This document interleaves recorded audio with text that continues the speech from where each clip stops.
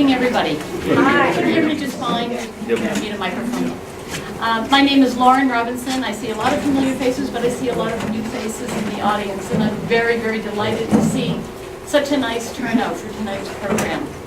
I do the adult programming, and I'm also at the reference desk here at the library, and this is one of my favorite parts of my job. And of course, I'm a librarian because I love stories. And you know, the first time I became aware of the Japanese internment was probably reading Snow Falling on Cedars. It's just such a powerful book. What's beautiful about our presenter tonight, David Sakura, is that he's related to a member of our friends group, and that member said, "Ooh, I have somebody who has a powerful story to tell." And I'm just so grateful when that happens, and I'm just so grateful that David made all his way down from New Hampshire, to and that we're able to bring him here tonight. What's also beautiful is David has some book recommendations for us, which I think is the best as well. Our library book group once read The Hotel on the Corner of Bitter and Sweet by Jamie Ford. And When the Emperor Was Divine is another recommended. Yes. And then you've got another favorite. Oh, I have a great book. Okay. Okay, good. And then I will also mention, I'm going to give a plug for Hoopla, which is an app that you can put on your phone or your tablet. Hoopla. It's an app you can put on your phone or your tablet so you can listen to an audiobook. And the book that David is going to recommend is available on Hoopla. And what's very special about Hoopla is everybody can have a turn at the same time. So you're not going to get on a waiting list for the book. And it's free through your public library. Okay? Wonderful things happen at the library. I think I meet the best people at the library, and I'm just delighted to introduce you to David, and I'm going to let David tell his story. And I will be your assistant. Okay.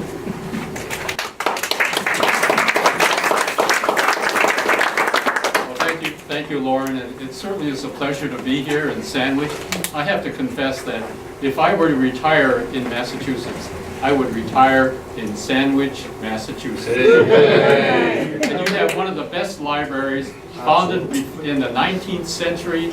You have over 80,000 volumes in your library. You have wonderful programs like what Lauren is doing. You should be justly proud of your library here in Sandwich. So thank you very much for inviting me, and Lauren, and also for Gail, who was very instrumental in bringing us here. And finally, I want to thank my sister-in-law. Right on. No, the last time I introduced Kathy Griffin, I introduced her as my aunt. So she really is my sister-in-law, and I want to thank Kathy for being so instrumental in bringing me down here. So, I'd like to begin first by introducing myself. My name is David Sakura, but I amongst Japanese, I'll pronounce it the Japanese way, which is Sakura. I'm David Sakura, which means cherry blossom. I'm a third-generation Japanese American. My grandfather, and I'm a sansei. That's the third generation. My grandfather came in the 1889 time frame. He's a Nisei, number one. Issei. My father was born in this country in Seattle. He's a Nisei. I'm a sansei. My children are yonsei, and my grandchildren, fifth generation, are gosei. So whenever you meet someone from Japan, they'll always ask you, what generation are you? The Japanese love to compartmentalize everything. So I am a sansei, and also I am an Asian American. Some people have called me Oriental, but to be politically correct, I'm a Asian American. Oriental is a word often used to describe rugs.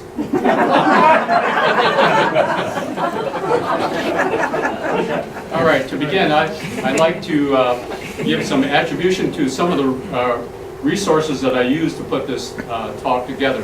The first is the Bancroft Library at the University of California. They have a collection of over 6,000 photographs that were taken during the internment of Japanese Americans during World War II. And many of the photographs were taken by famous photographers like Ansel Adams, by Dorothea Lange, and in fact I have a book of photographs of the internment taken by Dorothea Lange that I'll leave here with the library. It was about almost 20 years ago when I was surfing the internet and I came across that collection of photographs, and I looked at the Minidoka camp section, and I began to see familiar faces. One was of my father, and suddenly my wife Mary Ellen said, "David, there's a picture of you in that collection." And sure enough, it's a photograph of myself, my two brothers, looking out of the window of the railroad car as we arrived at Minidoka internment camp. And that served as the basis of this talk, as well as later on, the second source of material that I'm using are letters from my father that were sent from the camp to the local newspaper, the Eatonville Dispatch. And despite the very strong war hysteria that was going on at the time, the editor of the Eatonville Dispatch agreed to publish my father's letters that were being sent from the internment camp. And so several years ago, the editor, who is now retired, sent me the entire collection of letters, and finally I began to understand the impact that the internment had on our family and my father's impressions about what was actually happening as he was going through this experience. Most importantly was a piece in his letter describing when we arrived in the camp, and a photographer had come up and taken our picture, the picture of the three boys looking out the window of the railroad car. And I made the connection, my father's description and the photograph in the Bancroft collection. So that serves, in part, the basis for my talk. So I do have to give final attribution to the editor of the Eatonville Dispatch. He was a very brave editor, despite public outcry, public opposition to publishing these letters. And it's sort of reminiscent of the editor that you read about in Snow Falling on Cedars. On what? Cedars. Cedars. I'm sorry, it's a senior moment, and I'm sure all of you can understand. Well, let's begin, and the story begins hopefully with my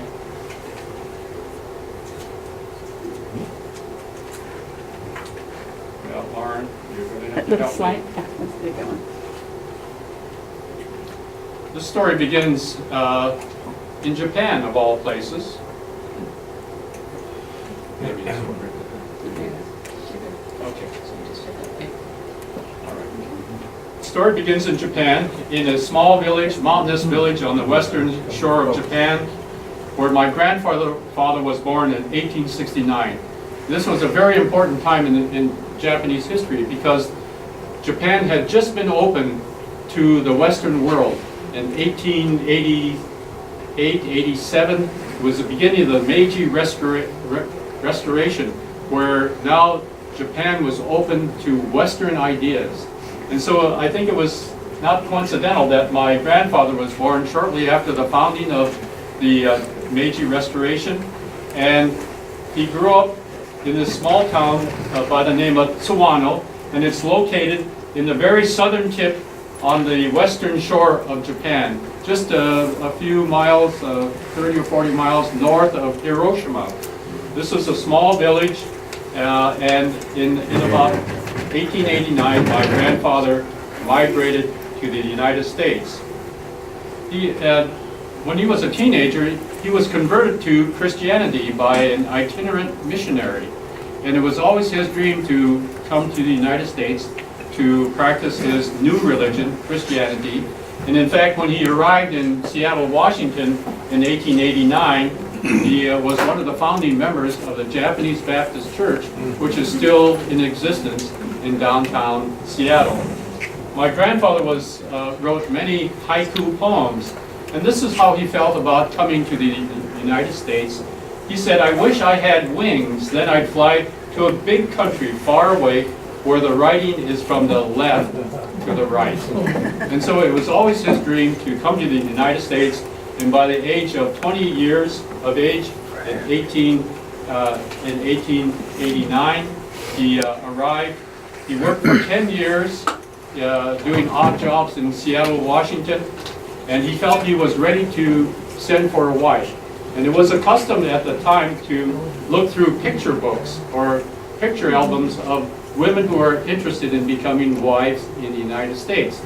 And my grandfather, being a Christian, had settled on a rather plain-looking Christian woman who wanted to come to the United States. He was conflicted because there was also a very beautiful young woman who was worked in the emperor's court, but she came from a very famous county or prefecture that was noted for its beautiful women. So here he was, conflicted between beauty and his Christian beliefs. And guess who won out? Beauty. Oh. Beauty won out. Christianity, religion can come later. So in 1990, my grandmother, Lisa, traveled by herself, dressed in her finery, and she set eyes upon her future husband for the first time at the docks when the ship arrived in Seattle. And the story goes that love blossomed from that moment on. And in fact, by the time they were by 1919, they had 9 children, and in fact, love did certainly blossom. Let's go back and go through some of my aunts and uncles. The boys on the left are my Uncle Ted and Uncle Kenny. They are the oldest. My dad is sitting down with the girls. He was the first to be born in the house that my grandfather Toyozo built in the outskirts of Seattle in 1905. And subsequent to my father, there were 6 other children that were born in that house in South Park, Seattle. Unfortunately, my grandfather passed away in 1919 as a result of an accident. But before he died, he talked to the boys about the possibility that there will be a war between Japan and the United States. And if there is a war between Japan and the United States, he said that the boys should be loyal to the United States. They are citizens of the United States. They should show their loyalty to the United States. Little did he know that the boys would have to take their grandfather's advice about 20 years later when World War II began. My father was the first to graduate from high school, a marked achievement for that family, an immigrant family. My aunt Lulu was the salutatorian, valedictorian of her high school, and the youngest girl who was born after my grandfather died, Gracie, she was also a valedictorian. So academics played a very important role in our family. When my grandfather died, the 2 older boys went out and did whatever they could to support the family. My grandmother was a single parent. She had 9 children, and they all pitched in and helped, and they maintained the household in South Park. Now, the next part of this talk deals with the period 1925 to 1942 when the war began. This was really the golden era of our family, and maybe I can explain why. So, Lauren, can we run the movie? We can, I think we can. Yeah, we're going to do some locating.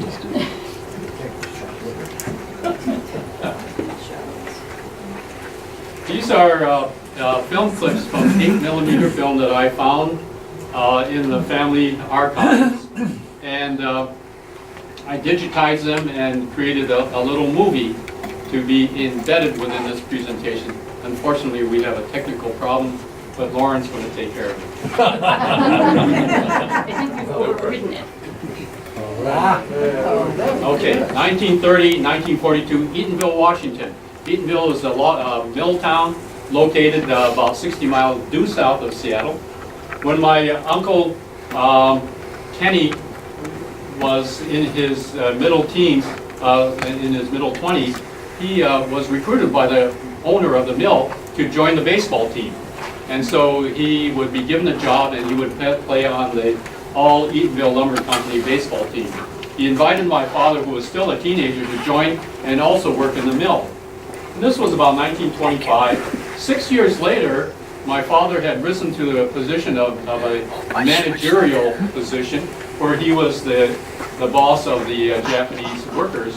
There were about 40 Japanese workers in a community of workforce of 80. And he and my mother got married when in 1931. And that photograph just before was a photograph of my mother and father with his gift to my mother, a dog by the name of Puggy. My father was a first mover and he was very interested in radio. He took a correspondence course on how to repair radios. Now this is a movie of a film clip of myself when I was about 5 years old. And this is what our Japanese village looked like. There were about 110 of us living in company housing. You notice the plank boards, the apartment in the background. By the late 1930s, my father had been earning the princely sum of $1.25 an hour, was able to save and buy his first automobile.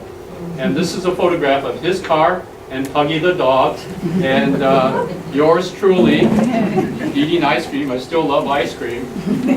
This was a golden era for our time because all my aunts and uncles, my uncles worked in the mill, my aunts lived in this Japanese village.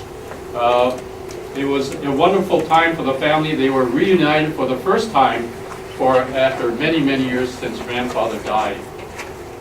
In 1939, there was another addition to our family, my brother Jerry, and we lived a very comfortable life, living in company housing. We had a company store. We had a number of facilities that were suitable for a Japanese community. There were dances, there were assembly halls, there were sumo wrestlers giving shows. My uncle Chip was on the right. He had a girlfriend in Seattle and would go visit her. And we had a tofu house, we had a Japanese bathhouse, we had all the facilities that we could ask for. The Japanese loved to have picnics, and Eatonville was no different. This is a picture, photographs of a picnic in August. There's Puggy, my mother having an opportunity to talk to the other women in the village. My mother was about 25 in her late 20s at this time. It was the obligatory baseball game. Notice the decoration. This is the three-legged race. It requires a lot of coordination between men and women. Well, the young teenage boys were showing off their prowess in different kinds of activities. I love this segment. This is a obstacle race, and what I like is the number of children you see cheering on the crowd. There was quite a. Now this is the bachelor's beer balancing race. The bachelors spent the entire year practicing, but I don't know where they got the empty beer bottles. Now, because the company store had sold so much sake, the sake barrels were good for having a relay race.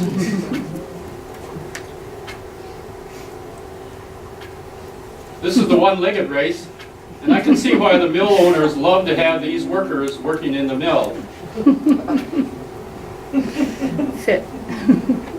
The final event of the picnic was the mother's relay race, and here's my dad cheering on my mother, who is going to put on her apron, race around, gather up the children, and you notice the mill buildings in the background. This is a photograph taken in April of 1942, several months after the bombing of Pearl Harbor. I had just completed kindergarten at the Eatonville Elementary School. There I am on the right, and my friend Tommy Ohashi on the left. It seemed like every class had some Asian American students in their elementary school. Now, in 2 weeks after this photograph was taken, all the Japanese in Eatonville reported to a detention camp. All right, Lauren.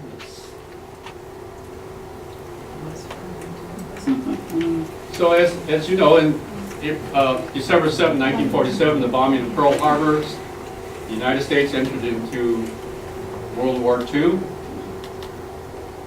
In February, because of rising anti-Japanese feeling, President Roosevelt signed Executive Order 9066 in February 1942, authorizing the military to take whatever measures to exclude persons, any persons, from the war zone.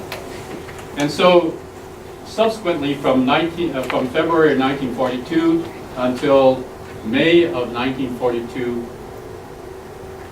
there were a succession of orders, including curfews, travel restrictions, but finally the word came that we were to be evacuated, moved inland for, quote, our own protection. So here's a little piece from the Eatonville Dispatch, dated May 4th, 1942. It read, evacuation may take place at any time before May 17th. A number have already gone, joining parents and other relatives before being placed in places of concentration. These were not detention camps, these were concentration camps. Now, General DeWitt was a good administrator. He issued an order that those who were going to report to these detention camps could only bring what they could carry. So you could see what they could bring: bedding, toiletry articles, clothing, necessary utensils for family, and personal effects. And that's all we could carry. And we had about 2 weeks to prepare, even though we knew as a family that something was going to happen. Here's a photograph of myself, Tommy Ohashi, my classmate, and Jerry, my brother, on the left, and Puggy, our dog. My father wrote in a letter to a friend that we sold much of our goods at very much of a loss. And good friends stored the more valuable items that we couldn't sell. My father also wrote that he gave Puggy the dog to a friend to take care of. And the friend wrote one day while we were in camp that Puggy would sit in the front yard waiting for us to come back. And we never did come back. And they said that Puggy died of a broken heart.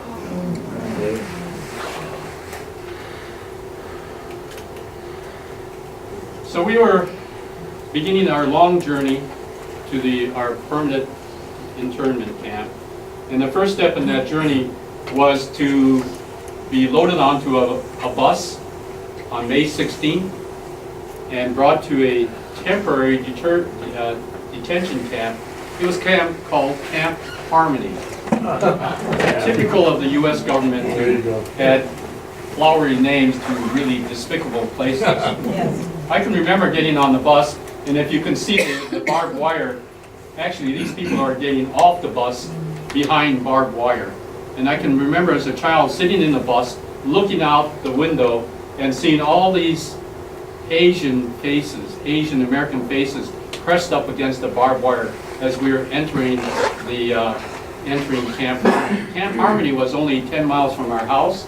We would go to Puyallup, Washington, to pick strawberries. I remember picking strawberries and riding in the back seat. The smell of the scent of fresh picked strawberries wafting in the air. And then suddenly we were at Camp Harmony in Puyallup, Washington. You see Father Tibasar on the left there. He was affiliated with the Marinold group, and he was one of the many religious persons that accompanied his flock to the camps. He was later cited by the emperor as having a humanitarian spirit. About a year ago, I spoke to an elderly gentleman who was a teenager who watched the residents of our Japanese community being loaded onto the buses. He ran down to see what was going on. He asked the soldier, an armed soldier, what was going on. He thought they were the Japanese residents of the village were going on a tour. And the soldier said, "It's none of your business, go away." Little did the soldier realize, or this elderly gentleman realize, this teenager realized, that this was the beginning of a constitutional crisis where Americans, persons of American citizenship would be put into detention camps without any charges, without any, and it was under the guise of protecting us from who knows what. There were ultimately 110,000 Japanese and Japanese Americans that were interned. So this is what met us after our golden years in Eatonville in the Japanese village. This is Camp Harmony, and my father, in a letter in 1974, wrote, "We were confined behind barbed wires, high entry sentry lookout towers." And Chet Sakura begins writing to the Eatonville Dispatch from Camp Harmony. It was actually a fairgrounds where 7,000 persons were temporarily detained. We were assigned a horse stall, and I can remember putting straw into mattress covers, and we slept on army cots in a horse stall. That was my mother, father, and 3 children under age 6. It was a very distressing time, especially for the elderly and for the young, for children. I remember my brother Jerry, who was born in 1939, he would cry incessantly. My mother couldn't console him. He cried so much that he lost his voice. And all I can hear even now, 60 years later, was this dry, hacking, pitiful cry that my brother had because he was so upset by this experience. My father writes about how much of the time was spent waiting in line for dinner, lunch, breakfast. As soon as you finished breakfast, you stood in line for lunch. When the lunch was over, you went to the back line and waited for dinner. And that was pretty much what took up our time. The government was very proud of the fact that they were able to assign 50 square feet per person housing, temporary housing. Now, if you think about it, 50 square feet for a family of 4 isn't much bigger than a Motel 6 room. But we did have free food, although the food was sometimes contaminated. The story goes that one evening the guards were called out.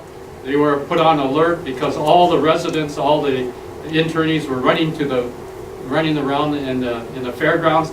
They were actually all running to the bathroom because dysentery had struck the camp.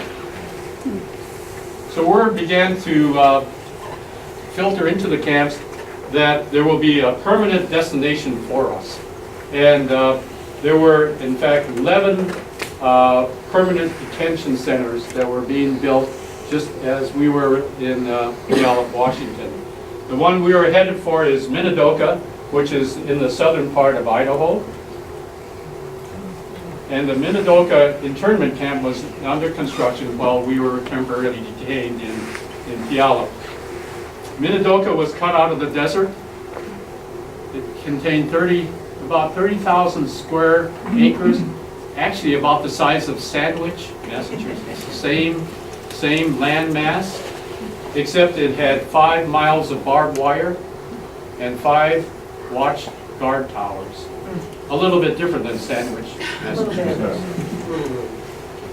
The camp ultimately held about 10,000 people, about half the size of Sandwich. It was divided into 30 blocks of about 250 people per block. But the trip itself was a grueling experience. My father, in his first letter, wrote, "We couldn't leave the windows open because of the dust and cinders, so the heat was pretty bad." These cars were not air conditioned. They were cars that were left over. The best cars were used to transport the troops to the war front, and the cars that were left over were left for us internees. At 3 o'clock in the afternoon, we came to a halt at the end of the line. It took about 30 hours to travel the 800 miles. You can drive that in a good day's drive now on the interstate. I can remember as a child sitting late in the evening, the shades were pulled down, the guards were there. I carefully lifted up the shade, and I could feel the cool air of the night coming in. I could smell the smoke of the locomotive in front of us, and I could peek out and see villages passing by. But the government made sure that no one saw us, and we couldn't see them, so they pulled down, they had all the curtains drawn. We had some food. There were no sanitary facilities with women, with mothers, with children. When we had to go to the bathroom, we would have to ask a guard to take us to the bathroom.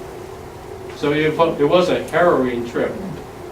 Now this is a photograph that I discovered with Mary Ellen's help in the Bancroft collection. And my father wrote in his first letter, "We were greeted by officials and photographers, and one of them took a picture of our 3 kids looking out of the window." And can you guess who I am? I'm in the middle. My brother Jerry off to the side, and my brother Chester, who came along in 1941, in the spring of 1942, was there. So this is a picture that really set me on our journey, my journey, to talk to you all about the trip. My father wrote that our first reaction to Minidoka was distaste for dust. The slightest breeze threw up clouds of dust, and that certainly got us down, especially after a hard journey. When you read his letters, there's never a sense of cynicism or anger. It was just matter of fact. Like, we just took a 30-hour train ride. It was really dusty. It was really hot, and that was it. And so there was no sign of complaint. And I think there's a Japanese saying, and Tom, maybe you can help me. It says something like, "Things can't be helped," and so you resign to it. And I think this was the attitude of many of the internees. Things can't be helped. You just resign to it. And this is what greeted us. This is our permanent accommodations. A room 16 by 24 for 6 of us, including my grandmother, and except for the bed, and which was really an army cot. There was no furniture. So my father had to scrounge up lumber from the construction sites and build various pieces of furniture. You notice there's no insulation on the walls.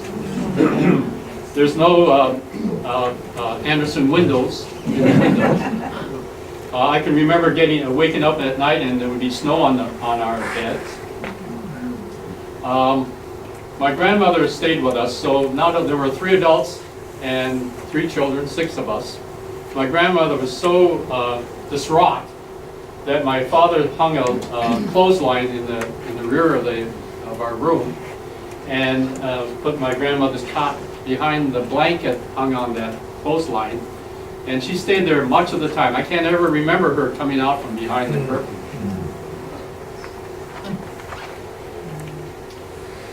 There was 1 bathhouse, 1 laundry facility, 1 toilet building for each of the blocks. There were 30 blocks, and was shared by upwards of 250 people. There was no privacy, so there were no partitions in the bathroom facilities. In the wintertime, if you had to go to the bathroom, you'd have to walk 25, 50 yards through the snow, sub-zero temperature, to the bathhouse. We didn't have, when we arrived in September, we didn't have hot water until November. So we all had to take cold showers until the hot water was installed. We ate in an Army-style mess hall, ate Army-style food, and we were all put to work. And my mother made $10 working in the pharmacy, and my father actually, upon arrival, left to harvest the sugar beet left in the fields. This is a photograph of our block 15, Building 8, Room E, 1580, a number that I'll never forget. I also had another number. It was a government issue ID number, not my social security number, 17463C, and we were all given name tags. with our number, name, and number on it.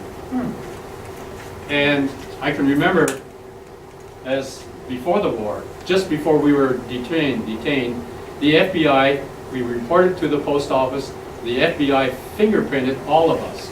So as a 6-year-old, I can still remember the FBI fingerprinting me as a child. And you wonder, what kind of government is this that fingerprints children? This camp had 10,000 residents. About 6,000 were children. You can see that this is our group, about 250 of us. But what I noticed that there were very few men here. And either the men were off fighting in the war or off tending to the field. The Japanese farmers who were interned were busy at work creating this desert into farmland, very productive, and we began to live off of the produce that the farmers farm created. My father wrote in the letter, in the summer it was not only the heat but the dust. In the wintertime there were long periods of zero weather, with snow and ice, and in between fall and spring rains left a sea of mud and 3 active kids, what need I say? In fact, Barry, my second brother, the one that cried a lot, began to turn almost feral because he could run anywhere in the camps. And to help my mother clean up the baby, he drilled a hole in the floor of the barracks, dug a 2x2 cesspool pit, and allowed the water from the wash basin to go into the pit. Well, many of the homes had those cesspools. One day, my brother came home. He had fallen into someone's pit. Oh. And I can still remember all kinds of unimaginable things hanging off of him. But I remember the cold. I would walk to the main street. This was not like Main Street Sandwich. This was Main Street, Minidoka. You can see, you can't see the guard tower behind us. But I would walk to the main street, take a bus, and attend elementary school. Each one of the rooms in the barracks was heated by a coal stove. 600 tons of coal was used in a season, and every day I would go and get our coal, stoke up the stove, and I can remember at night waking up and the stove would be cherry red. It would be red hot. And I shudder now as a parent or as a grandparent thinking about a very active toddler without any screen, without any consumer product safety recommendations. And it's surprising that there were not any more serious injuries. I attended first grade and second grade while attending while in camp.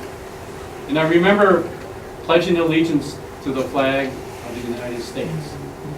And when I pledge allegiance to the flag of the United States, for which it stands, it really means a lot to me. Because you have to believe in this country. You have to believe in what it stands for, despite the fact that you're behind barbed wire, that they have taken away all your freedom, all your liberties. But you have to believe that this country is dedicated to democracy and to the rule of law and protection under the Constitution. You have to believe this, even though you're behind 5 miles of barbed wire.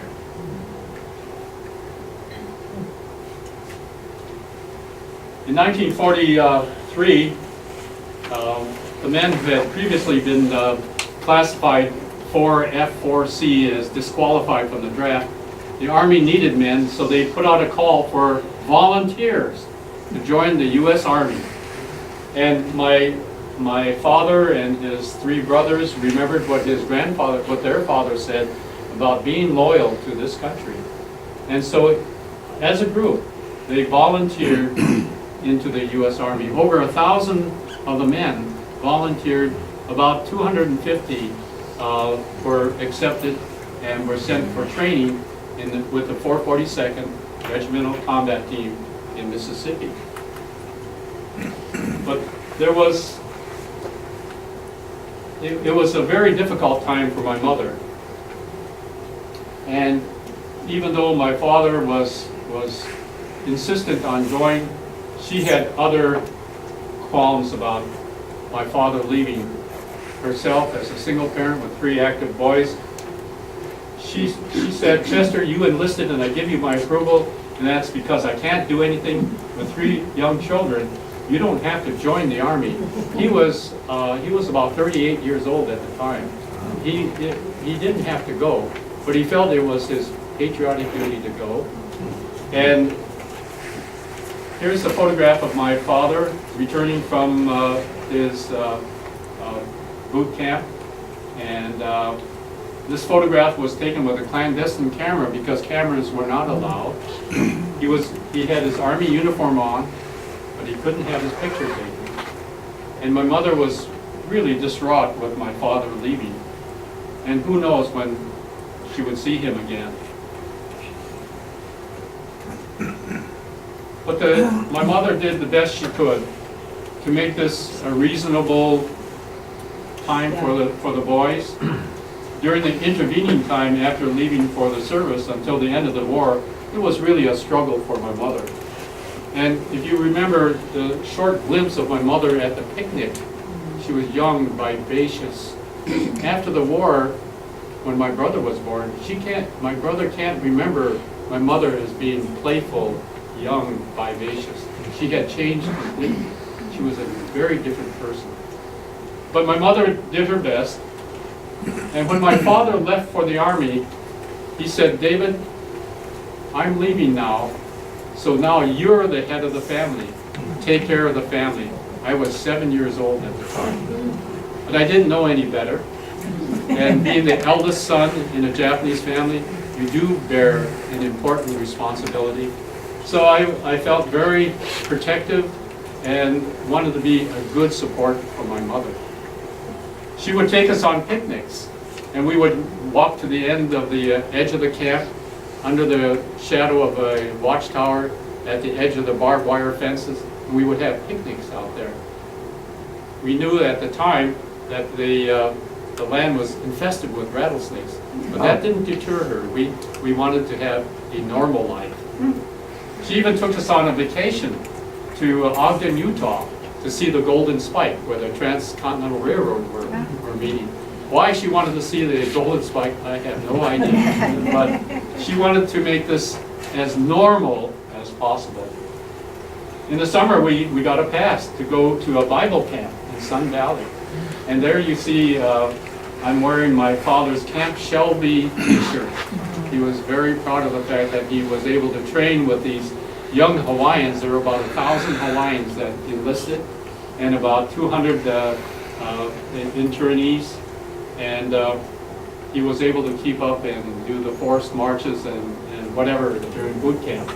So this is a photograph of myself, my brother Jerry on the right, and Brooks Andrews, who is the son of Emery Andrews, who was the minister of the Japanese Baptist Church. And Emery Andrews moved his entire family to a nearby town and was able to continue to work with his flock from the Japanese Baptist Church. Well, 1944, in the summer of 1944, we got permission to leave the camps.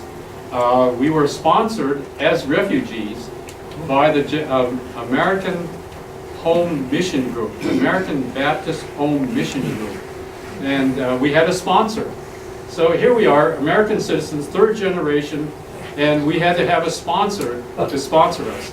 The government gave us my mother $25 cash, round trip, one-way tickets, eastbound to a farm in Wisconsin. And the story goes that my mother and the 3 boys were on this troop train heading east into the night. She got off in Cheyenne, Wyoming to get sandwiches to feed the boys. And suddenly, the train started moving out of the station. She ran desperately down the platform, jumped on the car, and was reunited to the family. Can you imagine a 7-year-old being the head of the family on a troop train heading eastbound with 2 rambunctious brothers? I'm glad my mother made it. We stayed at a farm in outside of Madison for a month or two, and then moved to Milwaukee, Wisconsin, the home of the last socialist mayor in the United States, Frank Zeidler. And there we spent the rest of the war. We moved from marginal housing to low-income housing, and finally, toward the end of the war, my mother was admitted to Parkland Housing Project, which had a $20 a month rent. And it was like being in heaven. It was a relief for her and a nice place for the kids. And Frank Zeidler, the socialist mayor, had all the social services that we needed. We had public health, we had public dentistry, we had public housing.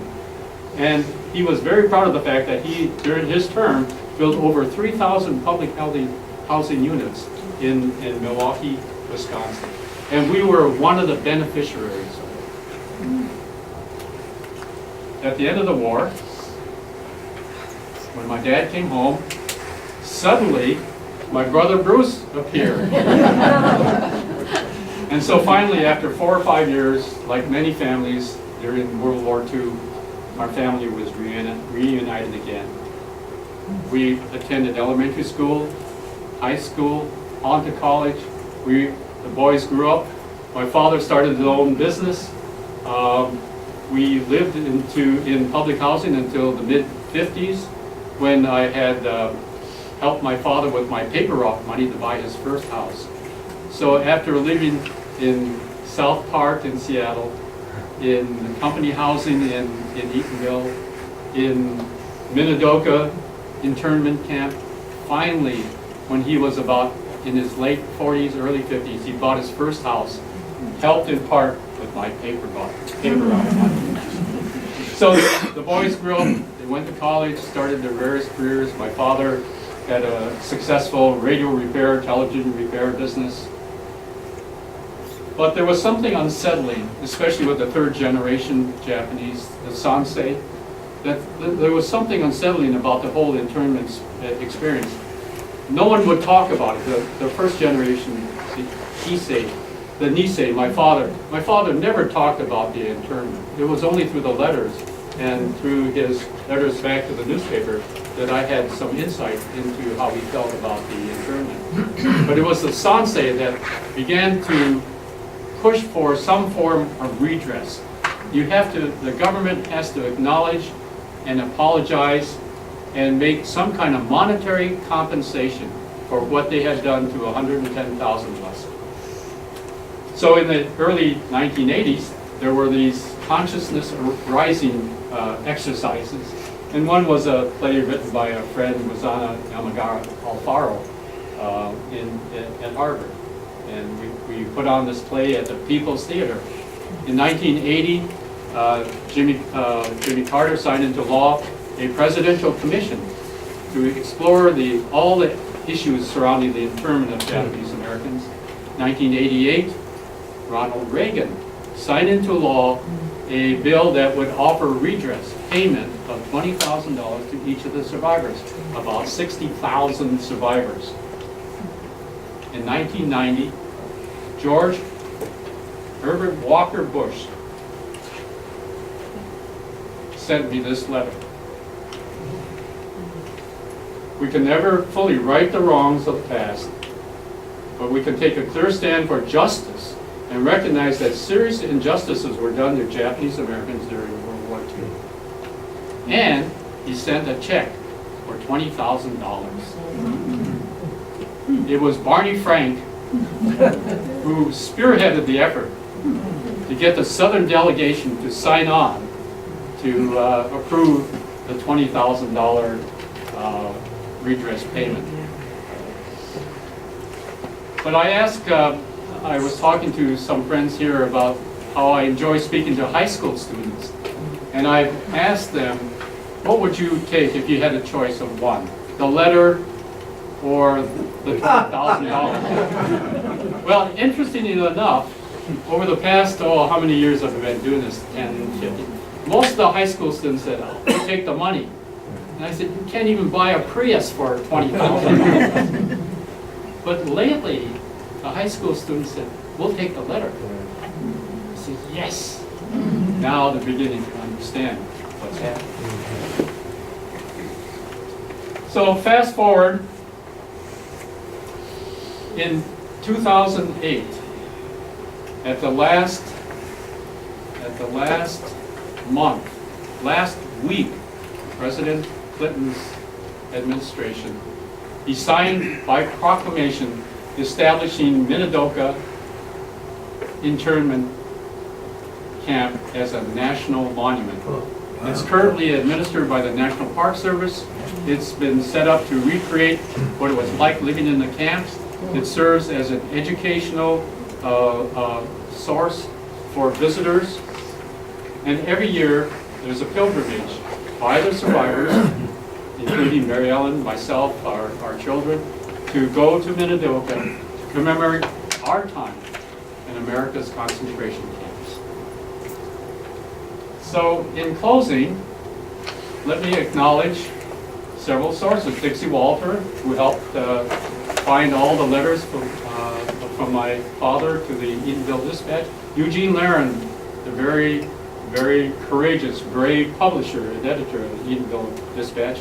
Roger Shimamura, and there's someone here in the audience, yes, who is a friend of Roger Shimamura. Roger Shimamura was born in the camps. He's a noted artist, and I've used one of his paintings as a backdrop for this talk. The Bancroft Library and the Sakura family letters. So, epilogue. What's happened to the rest, to our family? Well, my father passed away, my mother passed away in 1974. My father at age 70 decided to go and live with my brother, who was a missionary in Kenya. He was a medical missionary. He had stopped his medical training. He finished his residency in general surgery, and has now spent several years as a medical missionary in Kenya. So my father went and applied as a communications officer because he loved radio and it was a ham radio. So at age 70, he joined my brother in the bush in Kenya. And this is a photograph of my father with the Maasai tribesmen who really venerated him because he was an elderly. In 1975, my father passed away while on safari. But the last comment he had in his letter to the Eatonville Dispatch, he said, "In these columns I repeat time and again how glad we are to be Americans. I always repeat back home a lot because that means so much to us. It's like a childhood memory, only vivid. And someday we'll be back. And unfortunately, we'll never be back. We never did go back. But our memories are very fond and dear of Eatonville, Washington." Thank you very much.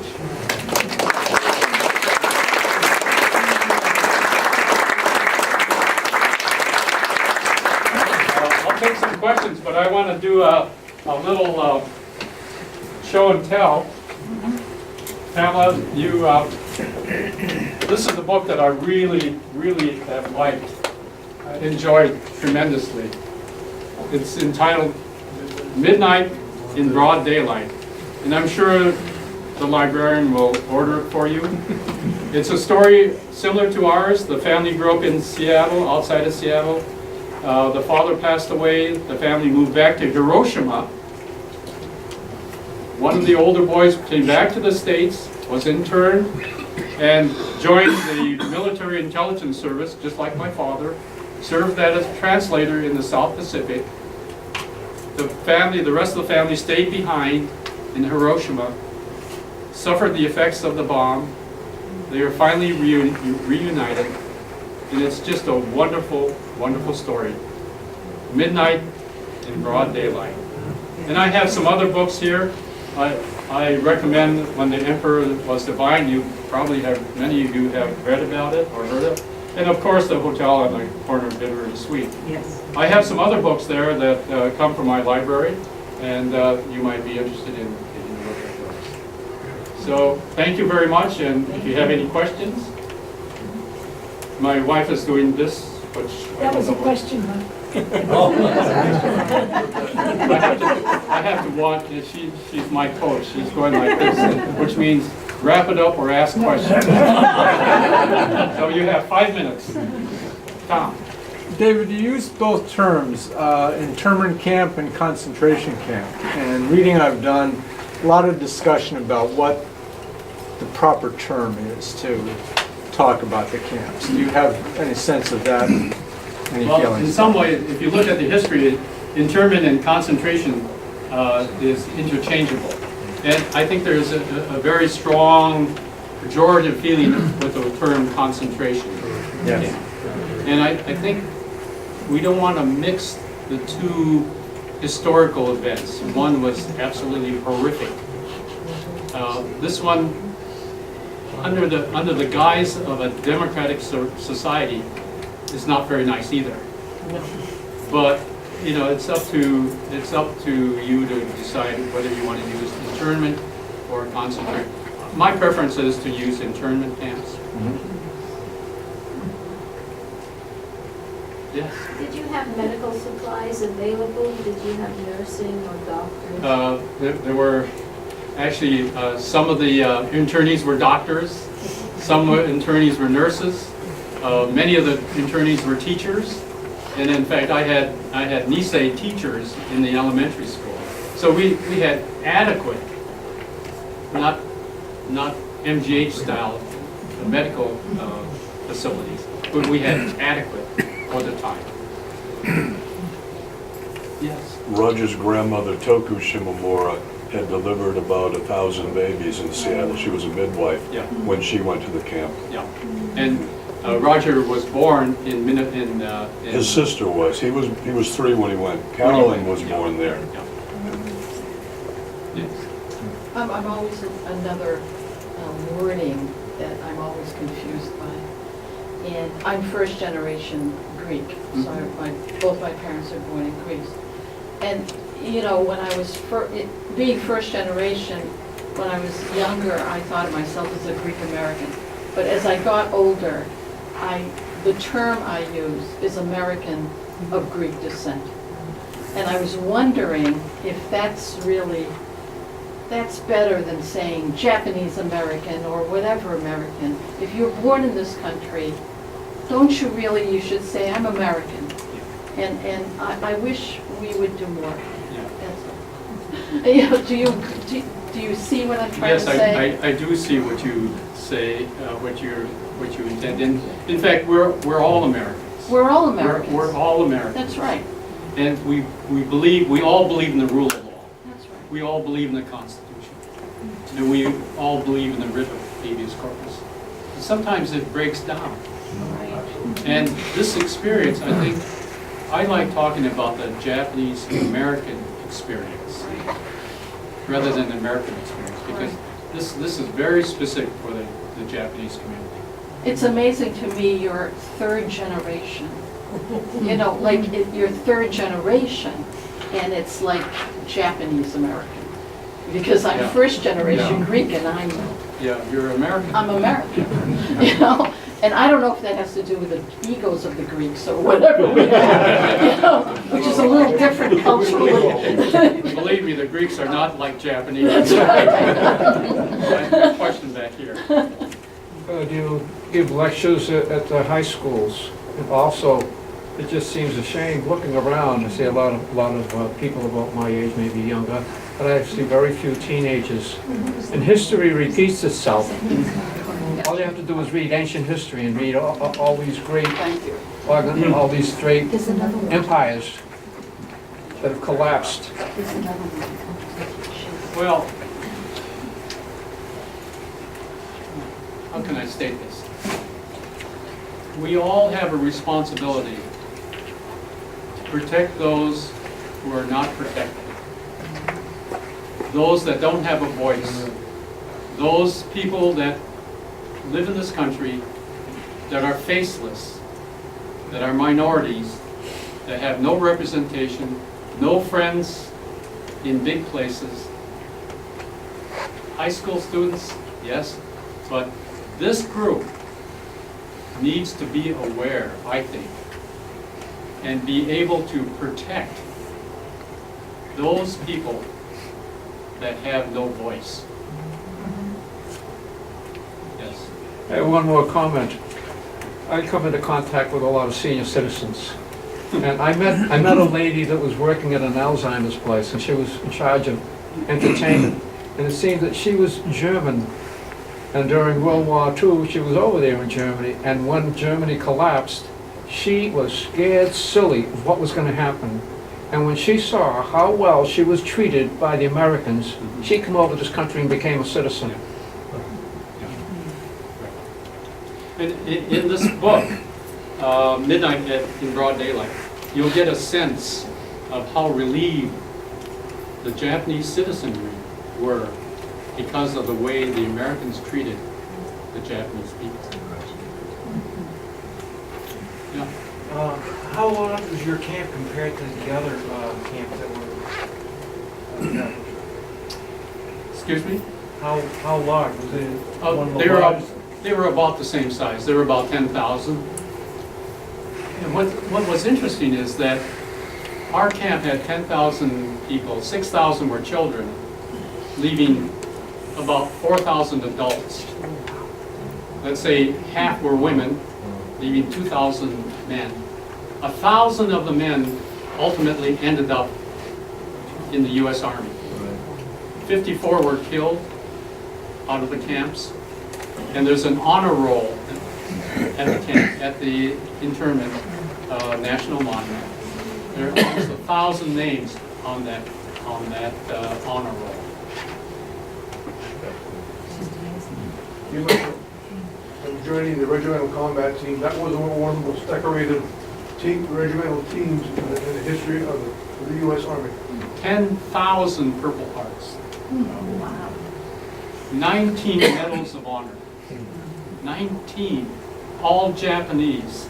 And when you look at their picture, they're only 5'2". They're like midgets. 19 Medals of Honor. I have a friend who won a Silver Star. He never talked about it, but he was very, very angry because his mother, his family stayed in the camps. He wiped out, I read his citation, wiped out machine guns and all this, and he never talked about his Silver Star until after he passed away. What was the tipping point that caused this to happen? I mean, that's a really general question, and maybe it's an ignorant question, but what finally drove the president, Congress, whatever, to make this decision? Was it Pearl Harbor? Was it?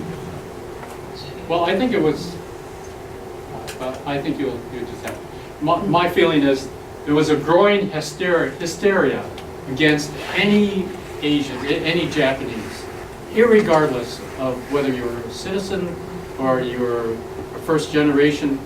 There were voices that called for removal of all Japanese and send them all back to Japan. And, you know, there is something called freedom of speech. Freedom of speech. But there's a hysteria that built up and ultimately led to this. Hysteria about sabotage, about terrorists, about the people who are different, that have different beliefs that you don't understand. What's happening now? And you might as well just send them all back, because you never know, even this 6-year-old who was fingerprinted by the FBI, you never know who the terrorists are. And I don't think that's our country. I don't think that's our country. So it was mass hysteria. And there was an economic reason too. My father received only, of all our household goods he received $300. But a lot of people benefited from very inexpensive household items, cars. And so, you know, I learned about this, I was in graduate school in 1984, and I was in the library doing a paper on Asian American something. I couldn't believe it. But, and now I understand why. I thought I was ignorant. You know, why did I not know about this? But it was right within that era that it was getting to be known. But my sense was it was so much economic, especially in, not only in, but that you just mentioned that with land in California and third generation of wealth, that Japanese had acquired businesses, agricultural lands that were taken. Is that? That is one theory. Yeah. And if you think about Gardenia and the truck farms that were owned by the Japanese, can you imagine the value, the land value of all that? Any other questions? It's getting past my head. I was just going to make a comment. I too had never heard of this, through high school and college history until I lived in California, and a woman in the class with me told me she was interred in Nevada, and she was Japanese American descent. Later, in Alaska, I found out many of the Aleuts were removed from their homes, and they were from very dry, unvegetated islands and put in Alaska's southeast forests. They had no idea how to support themselves there, and given equally poor housing and no doctors. People died right and left. But because of what the Japanese Americans did in addressing this to the government, the Alaskans followed suit, and they also were recompensed somewhat. Well, some would call this a very racist activity by this country. An act that basically removed a segment of the population was undesirable.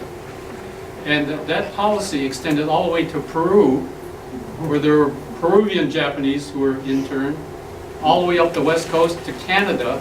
Canadian Japanese were interned. Aleutian Islanders that were 1/4 Japanese were interned. So this is our government that did this. And you wonder, how could this happen? And could it happen again? And It can happen. the question is, could this happen again? Yes. And my concern is there's always this undercurrent that's there in this country that feeds on fear and the unknown. And could it happen again? I don't know. But I think it's our responsibility, as I say, to protect those that have no voice. I'll take one more question.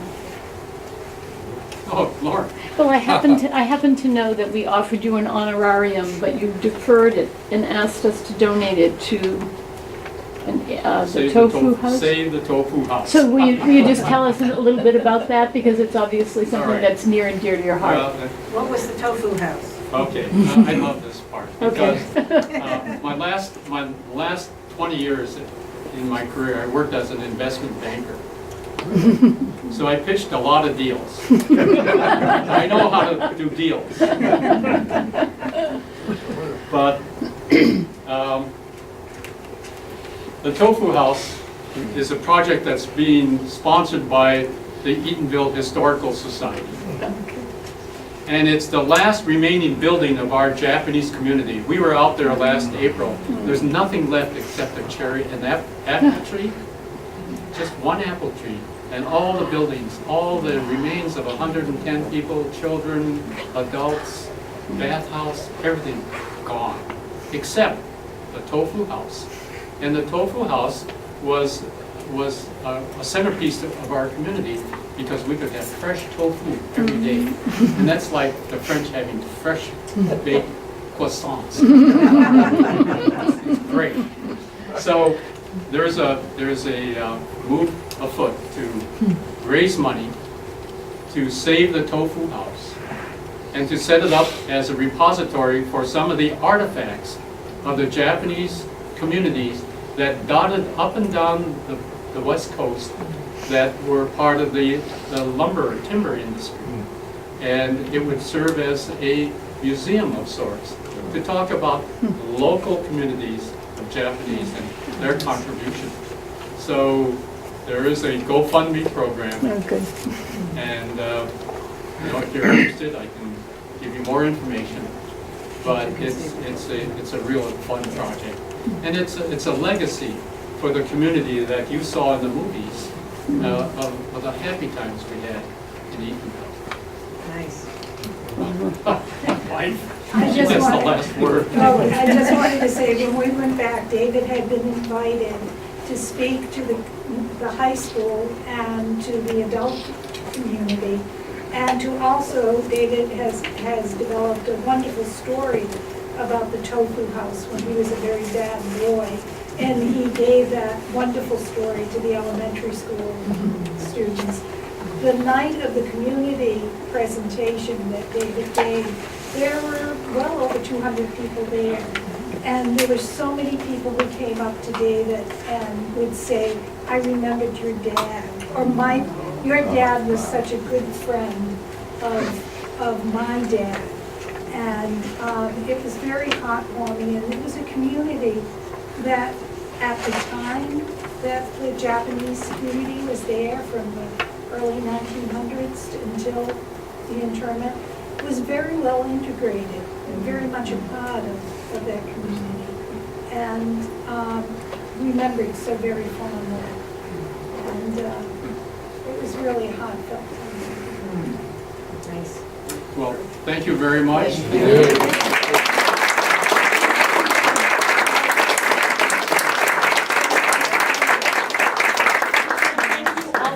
I will remind you that we do close at 8:30, so if you need to do anything with tea. And this wonderful book, Midnight in Broad Daylight, I left some cards on the table about hoopla. It's a very simple app. If you have any kind of savvy of using apps, then you're not going to have any trouble. But you can also visit us at the reference desk and we'll give you some help with it. And we have it in book form as well. But I just want to thank you very much, David. This has been just such an enriching evening. And thank the audience for coming out and for Kathy for recommending it to the